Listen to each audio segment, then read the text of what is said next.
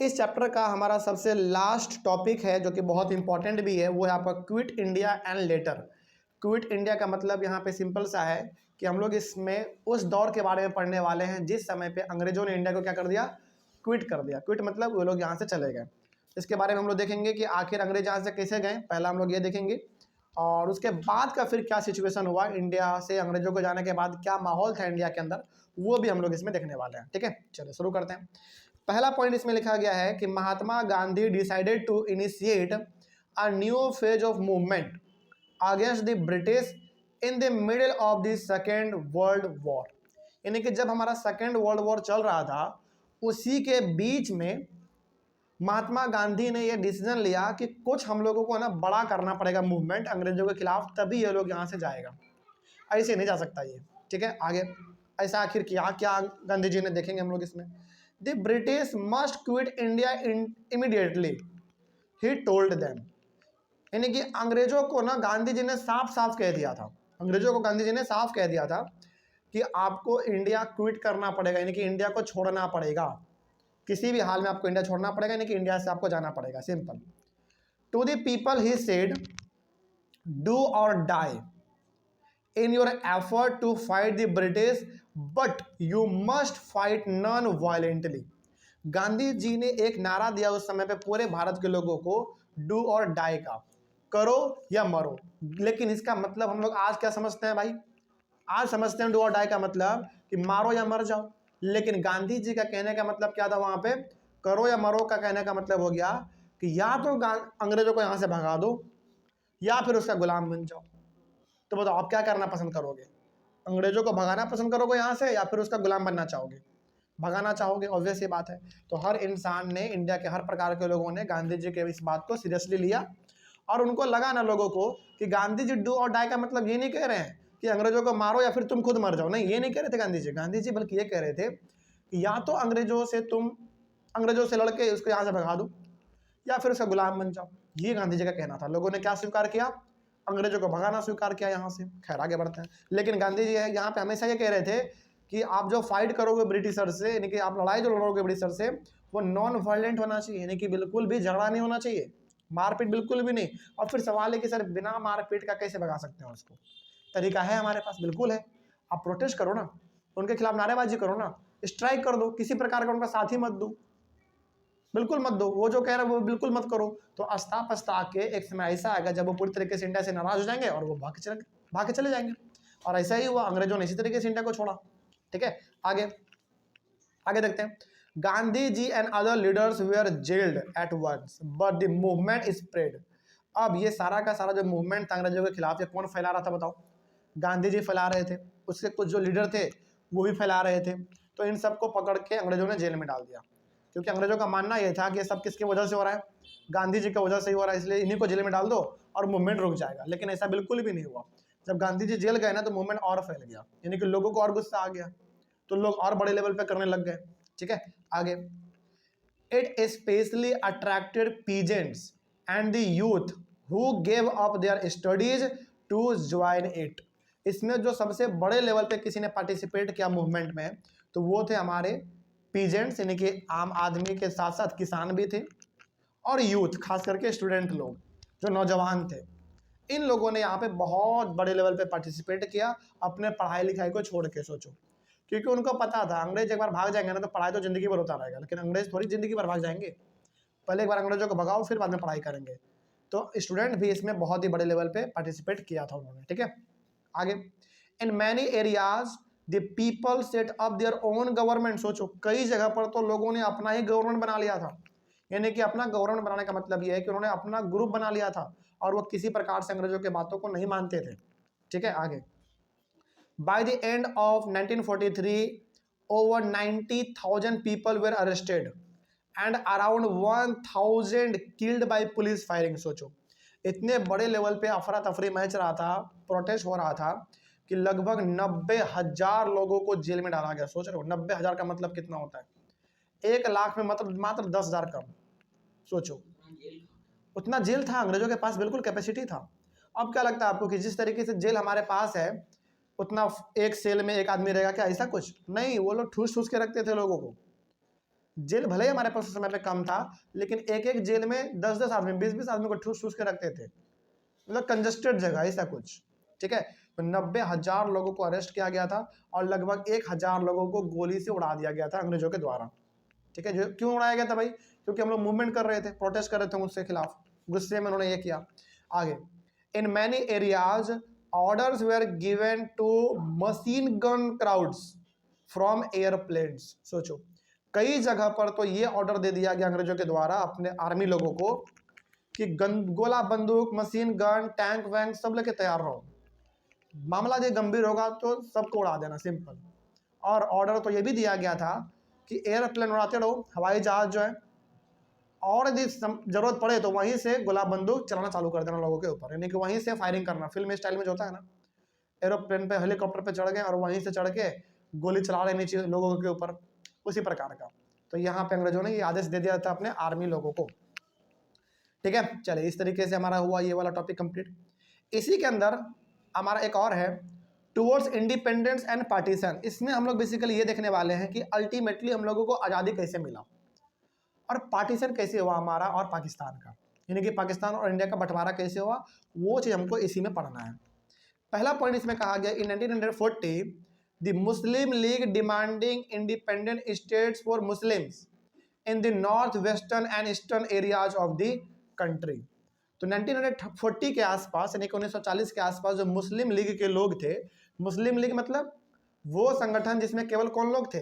मुस्लिम लोग थे। ठीक है, तो उन लोगों का डिमांड अब धीरे धीरे ये चालू हो चुका था इंडिया को लेकर कि हम मुस्लिम लोगों के लिए क्या कर दो, एक अलग ही कंट्री बना दो जहां पे केवल कौन रहेंगे? मुस्लिम लोग रहेंगे। और वे लोग कहां पे चाहते थे बताओ अपना जगह? नॉर्थ वेस्टर्न में। और नॉर्थ वेस्टर्न में बताओ आज आपका कौन सा देश है? बताओ जल्दी। नॉर्थ के वेस्ट में कौन सा देश है आपका आज? पाकिस्तान है। और इस साइड में कौन है आपका बताओ? बांग्लादेश। तो बेसिकली उस समय पे जिक्र किस चीज का हो रहा था कि इंडिया से पाकिस्तान को अलग कर दो और बांग्लादेश को आजाद कर दो, अलग कर दो। लेकिन पहले ना इंडिया, बांग्लादेश और पाकिस्तान सब एक ही था, बाद में अलग किया गया इंडिया से पाकिस्तान को और फिर बांग्लादेश को। ठीक है, तो बेसिकली जो आज बांग्लादेश है आपका और जो आपका पाकिस्तान है, यही दो देश चाहता था मुस्लिम लीग के लोग। उनका मानना था कि इधर और इधर आपका ईस्ट में और नॉर्थ वेस्ट में आप क्या कर दो, मुस्लिम लोगों के लिए कंट्री सेपरेट कर दो, वहां पे केवल मुस्लिम लोग रहेंगे। ठीक है, ये मुस्लिम लीग के लीडर का बोलना था। किससे बोलना था बताओ? कांग्रेस पार्टी से बोलना था, क्योंकि उस समय पे इंडिया में अंग्रेजों के बाद कौन था बड़े लेवल पे? कांग्रेस पार्टी ही था। ठीक है, आगे, there were tensions between some Hindu and Muslim groups in the 1920 and 1940s। हालांकि इसके पहले का भी हम लोग यदि बात करें, हालांकि तो बात 1940 का हो रहा था, लेकिन इसके पहले भी बात करें 1920 या फिर 1930 का, उस समय से ही हिंदू और मुस्लिम में बड़ा ही टेंशन का माहौल चलता था, यानी कि दोनों एक दूसरे को देखना पसंद नहीं करते थे उस समय पे, बड़ा ही नफरत का माहौल फैल चुका था उस समय पे। ठीक है, आगे बढ़ते हैं।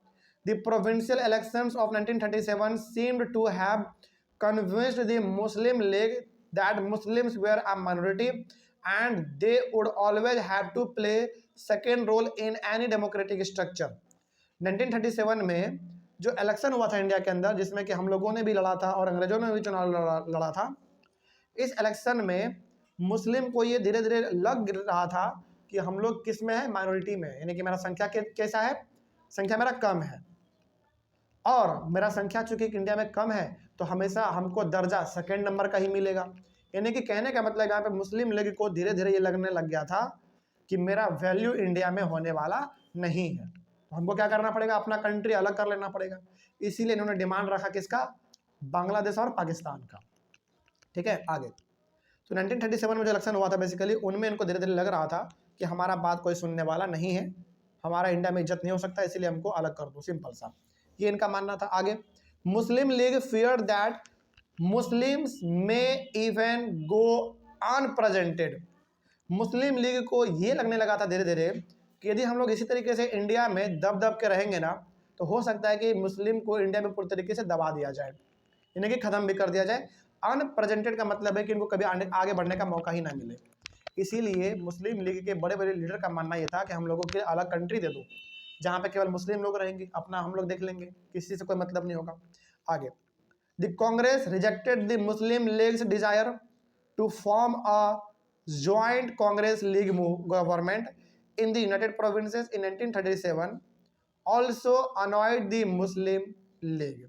लेकिन कांग्रेस ने ना मुस्लिम लीग के इस डिमांड को नहीं माना। उनका क्या बोलना था मुस्लिम लीग का बोलना यह था कि हमको कंट्री अलग दे दो, लेकिन कांग्रेस ने बोला कि नहीं, यदि ऐसा हम कर देंगे ना तो इंडिया दो टुकड़ों में बट जाएगा और इंडिया क्या हो जाएगा, कमजोर पड़ जाएगा। तो मुस्लिम लीग के इस डिमांड को कांग्रेस ने नहीं माना, बिल्कुल नहीं माना। तो यहाँ पे गुस्सा किसको आ गया बताओ, मुस्लिम लीग को गुस्सा आ गया कि आप हमारे बात को क्यों नहीं मान रहे हैं, इंडिया को बंटवारा क्यों नहीं कर रहे हैं आप। ठीक है, आगे। At the end of the war in 1945 the British opened negotiations between the Congress, the Muslim league and themselves for the independence of India. लेकिन जब आपका सेकेंड वर्ल्ड वॉर 1945 में खत्म हो गया, हमने कहा था ना आपको सेकेंड वर्ल्ड वॉर का टाइम पीरियड आप याद रखिएगा 1939 से लेकर 1945। तो जब हमारा 1945 में सेकेंड वर्ल्ड वॉर खत्म हुआ तो उस समय पे अंग्रेज, मुस्लिम लीग और कांग्रेस तीनों एक जगह पर इकट्ठा हो गए और तीनों आपस में बातचीत किया, किसको लेकर, इंडिया के आज़ादी को लेकर। ठीक है, तीनों, मुस्लिम लीग भी, ब्रिटिशर्स भी और कांग्रेस भी। ठीक है, इन तीनों ने मीटिंग किया कि इंडिया को अब किस तरीके से इंडिपेंडेंस दिया जाए। सोचो, इंडिपेंडेंस देने के मामले में कौन मीटिंग में था, और बताओ अलग का, ब्रिटिशर्स भी था। कहने का मतलब यहाँ पे अब ब्रिटिशर्स को समझ में ये आ गया था कि अब हमारा बस इंडिया में चलने वाला नहीं है, क्योंकि हम लोगों का उस समय पे जो प्रोटेस्ट करने का तरीका था ना वो बिल्कुल पीक पे था। तो अल्टीमेटली किसको एहसास हो गया, अंग्रेजों को एहसास हो गया था कि अब हम नहीं टिक पाएंगे। तो उन्होंने क्या किया, सभी को आपस में बुला लिया और उन्होंने एक नेगोशिएशन कहने की एक समझौता किया। अब हुआ क्या देखो, but the negotiation failed because the Muslim League saw itself as the sole spokesperson of India's Muslims. लेकिन इस नेगोशिएशन में ना बात नहीं बना, यानी कि यहाँ पे जो हमारा मीटिंग चल रहा था इस मीटिंग में बात नहीं बना। क्यों नहीं बात बना, क्योंकि मुस्लिम लीग को ये लगने लगा था कि मुस्लिम के बारे में बात करने वाला कोई नहीं है, केवल हम ही हैं, मुस्लिम के बारे में कोई सोचता ही नहीं है। यानी कि ना अंग्रेज सोच रहा था ना कांग्रेस सोच रहा था, ये इनका मानना था, कांग्रेस मतलब मुस्लिम लीग का। मुस्लिम लीग का सिंपल से यहाँ पे मानना यह था कि मुस्लिम के बारे में कोई नहीं सोच रहा, इसीलिए हमको क्या कर दो, अलग ही कंट्री दे दो, सिंपल। ठीक है, आगे बढ़ते हैं। The Congress could not accept this claim because a large number of Muslims still supported it.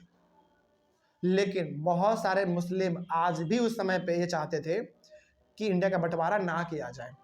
तो कांग्रेस ने भी उसके बातों को नहीं माना, मुस्लिम लीग के बातों को कांग्रेस ने बिल्कुल नहीं माना, ताकि नहीं, इंडिया का बंटवारा बिल्कुल भी रिलीजन के बेसिस पे नहीं हो सकता कि मुस्लिम को अलग कंट्री दे दो, ये नहीं हो सकता। आगे देखो, कुछ मुस्लिम लीडर ऐसे थे जो चाहते थे इंडिया का बंटवारा हो जाए, लेकिन कुछ ऐसे भी थे जो चाहते थे कि इंडिया सब मिलजुल के रहे, आपस में सब मिलजुल के रहे। Election to the provinces were again held in 1946। अब इंडिया में दोबारा चुनाव होता है कब, 1946 में। The Congress as well as the Muslim League did well in the election. अब इस इलेक्शन में कांग्रेस ने भी अच्छा परफॉर्म किया और मुस्लिम ने भी अच्छा परफॉर्म किया, भाई दोनों ने अच्छा परफॉर्म किया इस इलेक्शन में। But now the Muslim league start demanding for Pakistan. लेकिन इस इलेक्शन के बाद मुस्लिम लीग किसका डिमांड करने लग गया, पाकिस्तान का डिमांड करने लग गया कि हमको क्या करना पड़ेगा, पाकिस्तान को, यानी कि पाकिस्तान और इंडिया अलग कर दो दोनों। और उस समय पे हो भी सकता था, बोलो क्यों हो सकता था, क्योंकि दोनों पावर में था, अब दोनों ने चुनाव अच्छे तरीके से जीता था, मुस्लिम ने भी और कांग्रेस ने भी, बेसिकली मुस्लिम लीग भी और कांग्रेस लीग भी। तो अब यहाँ पे धीरे धीरे क्या हो सकता था, इंडिया और पाकिस्तान का बंटवारा हो सकता था। ठीक है, अब देखते हैं हुआ कि नहीं हुआ। In March 1946 the British cabinet sent 3 members to Delhi to examine this demand and to suggest a suitable political framework for India. अब जब मुस्लिम लीग ये डिमांड उठाने लगा धीरे धीरे कि पाकिस्तान का बंटवारा कर देना चाहिए इंडिया से, ब्रिटिश कैबिनेट ने क्या किया, मतलब कि ब्रिटिश के जो बड़े बड़े लीडर थे उन्होंने बेसिकली क्या किया, अपने 3 आदमियों को कहाँ भेजा, दिल्ली भेजा, ये पता करने के लिए कि क्या इंडिया और पाकिस्तान का बंटवारा करना सही रहेगा कि नहीं रहेगा। आप दिल्ली जाके पता करो कि आखिर वहाँ पे मुस्लिम लीग और कांग्रेस के बीच में क्या चल रहा है। ये किसने किया बताओ, अंग्रेजों ने किया। ब्रिटिशर्स ने ये कहा, 3 अपने बड़े बड़े ऑफिसर को कहाँ भेज दिया उन्होंने, दिल्ली भेज दिया, ये पता करने के लिए कि क्या जो हो रहा है वो सही है कि नहीं, क्या वाकई में इंडिया और पाकिस्तान का बंटवारा करना चाहिए कि नहीं करना चाहिए। लेकिन खैर आगे क्या होता है देखते हैं। It was suggested that India should remain united and constitute itself with some autonomy for Muslim majority areas. तो ये जो 3 लोग गए थे ब्रिटिशर्स के, दिल्ली गए थे, जो जब ये दोबारा आते हैं अंग्रेजों के पास और अंग्रेजों को ये बताते हैं, अंग्रेजों को सिंपली बताते हैं क्या, वो समझिए बहुत इंपॉर्टेंट है, ये इंडियन हिस्ट्री में ना बहुत इंपॉर्टेंट स्टेटमेंट है। जब वो तीनों इंडिया मतलब दिल्ली से अंग्रेजों के पास आते हैं तो ये बताते हैं कि इंडिया को एकजुट ही रहना चाहिए, इंडिया को किसी प्रकार का बंटवारा करने की जरूरत नहीं है। लेकिन वहां पे एक बात और ये भी बताते हैं कि जहां पे मुस्लिम का पॉपुलेशन ज्यादा है उसको थोड़ा सा ज्यादा आज़ादी दिया जाए। जैसे ये सिंपली बात कर रहा है किसका, पाकिस्तान और बांग्लादेश का, क्योंकि इंडिया में उस समय पे मुस्लिम, देखो पहले ना इंडिया ही था हमारा, पहले पाकिस्तान और बांग्लादेश नहीं था, सब एक था पहले। तो उस समय पे सबसे ज़्यादा मुस्लिम कहाँ पे रहते थे बताओ, पाकिस्तान में और बांग्लादेश में रहते थे। तो बेसिकली ये निष्कर्ष निकाला गया, ये कंक्लूजन निकाला गया कि इंडिया का बंटवारा बिल्कुल नहीं होना है, लेकिन बस उस जगह को थोड़ा सा ज़्यादा आज़ादी दे दिया जाए, यानी कि उसको थोड़ा सा ज़्यादा वैल्यू दे दिया जाए जहाँ पे मुस्लिम के लोग ज़्यादा रहते हैं। For example Pakistan and Bangladesh, ये भी उस समय पे अंग्रेजों के सामने बताया गया, ठीक है। लेकिन इसके बाद क्या होता है, क्या वाकई में बंटवारा हुआ कि नहीं हुआ, अब ये देख लेते हैं लास्ट में। But the Congress and Muslim League did not agreed, लेकिन इस बात से मुस्लिम और कांग्रेस, मतलब कि मुस्लिम लीग और कांग्रेस दोनों बिल्कुल खुश नहीं थे इस अंग्रेजों के फैसले से। मुस्लिम क्या चाहता था, मुस्लिम क्या थोड़ा बहुत आज़ादी चाहता था क्या, नहीं, वो तो पूरी तरीके से कंट्री चाहता था। लेकिन अंग्रेज देने के लिए क्या राजी थे बताओ, केवल आज़ादी, थोड़ा सा ज़रा बढ़ावा, थोड़ा सा बस कुछ बेनिफिट एक्स्ट्रा, लेकिन क्या अलग कंट्री देने के लिए वो राजी थे, नहीं। तो यहाँ पे कांग्रेस तो ऐसे भी खुश नहीं था पहले से ही, और मुस्लिम लीग को थोड़ा सा और गुस्सा आ गया कि भाई हम डिमांड कर रहे हैं अलग कंट्री का और आप बता दे रहे हैं बार बार कि थोड़ा सा अलग बेनिफिट दे देंगे, ये दे देंगे, वो दे देंगे, नहीं हमको ऐसे नहीं चाहिए, हमको पूरा का पूरा कंट्री अलग चाहिए। कौन बोल रहा था ऐसा बताओ, मुस्लिम लीग बोल रहा था। आगे बोलते हैं, बढ़ते हैं क्या आगे। The Muslim league decided on mass movement for winning it's Pakistan demand. अब मुस्लिम लीग में जितने भी लोग थे सारे सपोर्टर्स मिल गए एक जगह पर और उन्होंने मूवमेंट चालू कर दिया, किस चीज़ को लेकर, पाकिस्तान को लेकर, कि हमको पाकिस्तान चाहिए ही चाहिए किसी भी हाल में, यानी कि मुस्लिम को अलग कर दो, सिंपल। It announced 16 August 1946 as direct action day. सोचो 16 अगस्त 1946 इस दिन को डायरेक्ट एक्शन डे के तौर पे जाना गया, और ये किसने किया बताओ, मुस्लिम लीग ने किया। कहने का मतलब इस दिन पक्का कुछ बड़ा हुआ होगा, देखते हैं आगे क्या हुआ। तो यदि कोई पूछे कि डायरेक्ट एक्शन डे किस दिन को माना गया, 16 अगस्त 1946 को माना गया। On this day rights broke out in Calcutta resulting in the death of thousands of people. और ये जो था ना बेसिकली डायरेक्ट एक्शन डे, इसमें सिंपली मुस्लिम लीग ने ये कह दिया था कि इस दिन आर तो आर पार तो पार, यानी कि पाकिस्तान तो लेकर रहेंगे। और इसके रिजल्ट में क्या हुआ कि कलकत्ता में हजारों लोगों का जान चला गया। बेसिकली हिंदू और मुस्लिम में क्या हुआ, उस समय पे लड़ाई हुआ, दंगा हुआ उस समय पे कलकत्ता में, तो हजारों लोग जान से मारे गए उस समय पे। आगे बढ़ते हैं क्या हुआ। By March 1947 violence spread to different parts of northern India.